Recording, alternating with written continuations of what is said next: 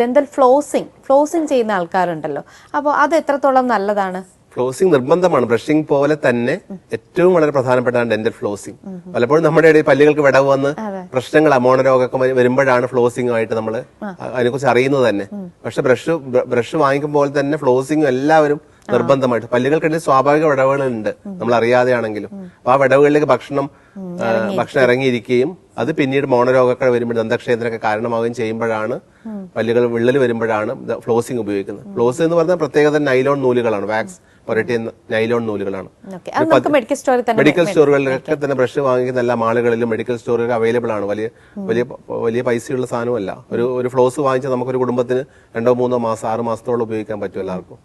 നടുവരം ചുറ്റിപ്പിടിക്കുക, ചൂണ്ടുവരൽ support ചെയ്തുകൊണ്ട് ഓരോ പല്ലുകളുടെയും വിടവുകളിൽ വളരെ സ്ലോ ആയിട്ട് മൂവ് ചെയ്യുക.